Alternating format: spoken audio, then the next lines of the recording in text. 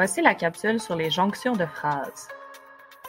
Il existe 3 types de jonctions, la juxtaposition, la coordination et la subordination.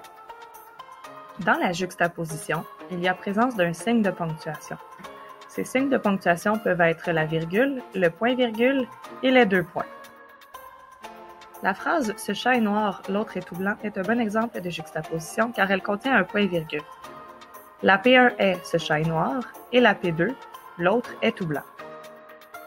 La deuxième phrase « Elle n'a pas mangé ce midi, elle a oublié son argent pour la cantine à la maison » est formée de la P1 « Elle n'a pas mangé ce midi » et de la P2 « Elle a oublié son argent pour la cantine à la maison ». C'est la même chose pour la troisième phrase « Il court, il marche, il s'arrête ». Cette phrase est formée des P1 « Il court », P2 « Il marche » et P3 « Il s'arrête ». Dans la coordination, il y a présence d'un coordonnant, comme la conjonction de coordination. En voici quelques exemples. Mais où est donc Carnior, voir, à savoir et soit. Ça peut aussi être un adverbe, comme donc, puis, ensuite, d'abord, enfin, bref, cependant, toutefois, pourtant et néanmoins. La phrase « Il neigeait et il ventait » est un bon exemple de coordination car elle contient le coordonnant « et », qui est une conjonction de coordination. Elle est formée de la P1 « Il neigeait » et de la P2 « Il ventait ». C'est sensiblement la même chose pour la phrase « La chèvre s'est battue toute la nuit, mais le matin, le loup l'a dévorée ». Elle contient la conjonction de coordination « mais ». Même si elle est précédée d'une virgule, il s'agit tout de même de coordination. Elle est formée de la P1 « La chèvre s'est battue toute la nuit » et de la P2 « Le matin, le loup l'a dévorée ». Dans la subordination, une phrase dépend d'une autre.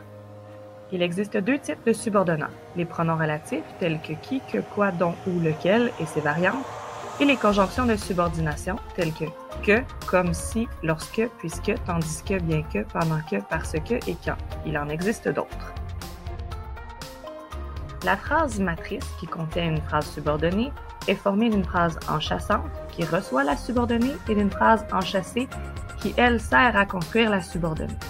Voici un exemple. Les élèves qui entrent dans la classe viennent d'éducation physique. Nous avons le pronom relatif qui introduit une subordonnée relative. Cette phrase matrice est formée de la phrase enchâssante « Les élèves viennent d'éducation physique » et de la phrase enchâssée « Les élèves entrent dans la classe ». Le deuxième exemple est un peu différent car il ne s'agit pas du même type de subordonnée, ce que nous verrons plus tard.